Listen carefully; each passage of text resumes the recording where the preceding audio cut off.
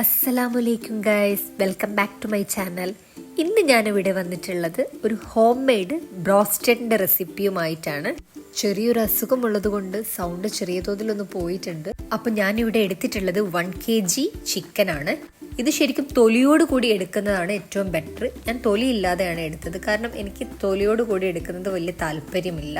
അങ്ങനെ കഴുകി വൃത്തിയാക്കിയ ചിക്കനിലേക്ക് 1 ടീസ്പൂൺ മുളക് പൊടി, 1/2 teaspoon garam masala, 1 teaspoon ginger garlic paste, 1 teaspoon വിനാഗിരി, 3/4 ടേബിൾ സ്പൂൺ കുരുമുളക് പൊടി, 1/4 ടേബിൾ സ്പൂൺ ഉപ്പ് എന്നിവ ആഡ് ചെയ്ത് ചിക്കനിലേക്ക് മസാല തേച്ച് പിടിപ്പിക്കുക. മസിൽ പിടിക്കേണ്ട കേട്ടോ, മസാല തേച്ച് പിടിപ്പിച്ചാൽ മതി.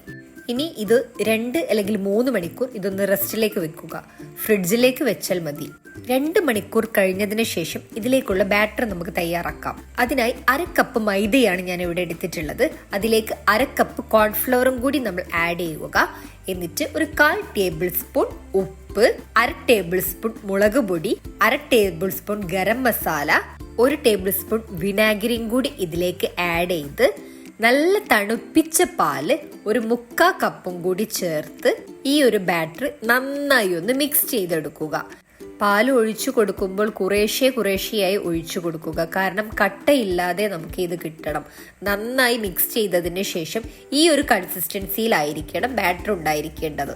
ഇനി നമ്മൾ എടുത്തു വെച്ച ചിക്കൻ നമുക്കൊന്ന് തുറന്നു നോക്കാം. വാവ്, അടിപൊളിയായിട്ട് ഇതിൽ മസാല എല്ലാം പിടിച്ചിരിക്കുന്നുണ്ട്. ഇനി ഈ ചിക്കനെ നമുക്ക് ഫസ്റ്റ് കോട്ടിംഗ് ചെയ്തെടുക്കാം.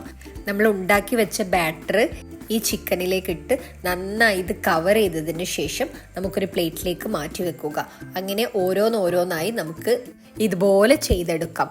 എല്ലാം ഇതേപോലെ കവർ ചെയ്തതിന് ശേഷം ജസ്റ്റ് ഒരു 1/2 hour ഇതൊന്ന് റെസ്റ്റിന് വെക്കുക. കാരണം ഇതിൽ നന്നായിട്ട് ഈ ഒരു ബാറ്റർ മിക്സ് ചെയ്ത് കണ്ട് കിട്ടാൻ വേണ്ടിയിട്ടാണ് ഒരു 1/2 മണിക്കൂർ റെസ്റ്റിന് വെക്കാൻ വേണ്ടി പറഞ്ഞത്. അപ്പോഴേക്കും നമുക്ക് രണ്ടാമത്തെ കോട്ടിനുള്ള കാര്യങ്ങൾ നമുക്ക് തയ്യാറാക്കാം. ഇതിനു വേണ്ടി ഞാൻ ഇവിടെ എടുത്തിട്ടുള്ളത് 3 കോഴിമുട്ടയാണ്. 2 കോഴിമുട്ട എടുത്താൽ മതി. ഞാൻ ഒരുപാട് ചിക്കൻ ഉള്ളത് കൊണ്ടാണ് 3 കോഴിമുട്ട എടുത്തത്. നിങ്ങൾക്ക് 2 or 3 ചിക്കൻ്റെ ക്വാണ്ടിറ്റി അനുസരിച്ച് മാത്രം കോഴിമുട്ട എടുക്കുക. ഇനി ലാസ്റ്റ് കോട്ടിങ്ങിന് വേണ്ടിയത് broasted masala, instant broasted powder ആണ് ഞാൻ ഇവിടെ എടുത്തിട്ടുള്ളത്. ഈ ഒരു പാക്കറ്റിന് ശരിക്കും 40 രൂപ മാത്രമേ പ്രൈസ് ഉള്ളൂ. ഇനി ഈ ഓരോരോ ചിക്കൻ പീസുകളും ഈ കോഴിമുട്ടയിൽ നന്നായി ഡിപ്പ് ചെയ്ത് കവർ ചെയ്ത് നമ്മുടെ ഇൻസ്റ്റന്റ് പൗഡറാണ് ഞാൻ ഈ പ്ലേറ്റിൽ ഇട്ടിട്ടുള്ളത്. ഈ ഒരു പൗഡറിൽ ഈ ചിക്കൻ നന്നായി കവർ ചെയ്തതിന് ശേഷം നമുക്കിതൊന്ന് ഫ്രൈ ചെയ്തെടുക്കാം. ഇതേപോലെ ഇരിക്കട്ടും കവറാവുന്ന സമയത്ത് ശരിക്കും നല്ല ഭംഗിയുണ്ടല്ലേ കാണാൻ തന്നെ ഇത്. ഇനി ഇത് നമുക്ക് ഫ്രൈ ചെയ്തെടുക്കാം. ഞാനൊരു കടായി അടുപ്പത്ത് വെച്ച് ഞാൻ ഇതിലേക്ക് സൺഫ്ലവർ ഓയിലാണ് ഒഴിച്ചു കൊടുക്കുന്നത്. ചൂടായി വരുന്ന സമയത്ത് നമ്മൾ ഡിപ്പ് ചെയ്ത് വെച്ച ചിക്കൻ ഇതിലേക്ക് ഓരോന്നായി ഇട്ട് കൊടുത്തിട്ട് ഫ്രൈ ചെയ്തെടുക്കുക. ഇത് ലോ ഫ്ലെയിമിൽ വെച്ചിട്ട് ഒരു 7 മിനിറ്റ് കറക്റ്റ് കുക്ക് ചെയ്തെടുക്കുക. അതുപോലെ തന്നെ തിരിച്ചുമിട്ട് ഇതിന്റെ കളർ ഒന്ന് ബ്രൗണിഷ് കളർ ആവുന്നത് വരെ നന്നായി ഇതൊന്ന് കുക്ക് ചെയ്തെടുക്കുക. ഒരു 1/2 കുക്കാവുന്ന സമയത്ത് തന്നെ ശരിക്കും ബ്രോസ്റ്റഡിന്റെ ഒരു സ്മെല്ല് വരുന്നുണ്ട്. അങ്ങനെ നമ്മുടെ വീട്ടിൽ എളുപ്പത്തിൽ തയ്യാറാക്കാൻ പറ്റുന്ന ഒരു അടിപൊളി ബ്രോസ്റ്റഡ് ആണിത്. കടകളിൽ നിന്ന് വാങ്ങുന്ന സമയത്ത് നമുക്ക് ശരിക്കും ടെൻഷനല്ലേ, റീയൂസ്ഡ് ഓയിൽ ആണോ യൂസ് ചെയ്യുന്നത്, അങ്ങനെയൊക്കെ നമുക്ക് ടെൻഷനാണ്. ഇങ്ങനെ നമ്മൾ വീട്ടിലുണ്ടാക്കുന്ന സമയത്താണെങ്കിൽ നമുക്ക് അങ്ങനത്തെ ഒരു പേടിയോ കാര്യങ്ങളോ ഒന്നും വേണ്ടല്ലോ. അപ്പോൾ നമുക്ക് എളുപ്പത്തിൽ തയ്യാറാക്കാൻ പറ്റുന്ന ഒരു അടിപൊളി ടേസ്റ്റുള്ള ഒരു റെസിപ്പിയാണിത്.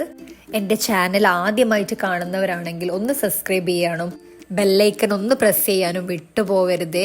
പിന്നെ എൻ്റെ വീഡിയോ ഒന്ന് കാണുകയാണെങ്കിൽ ഒന്ന് ലൈക്ക് ചെയ്യാനും ഷെയർ ചെയ്യാനും കമൻറ്റ് ചെയ്യാനും നിങ്ങൾ മറന്നു പോവുകയാണ്. കമൻറ്റ് ബോക്സിൽ നിങ്ങളുടെ അഭിപ്രായങ്ങൾ എന്തായാലും ഇഷ്ടപ്പെട്ടിട്ടില്ലെങ്കിലും ഇഷ്ടപ്പെട്ടാലും ഒന്ന് എഴുതി അറിയിക്കണേ. ഇന്ന് എനിക്ക് അസുഖമായതുകൊണ്ടാണ് എൻ്റെ വോയിസിന് ചെറിയൊരു പ്രോബ്ലം ഉള്ളത്. അപ്പോൾ താങ്ക് യു ഫോർ വാച്ചിങ്.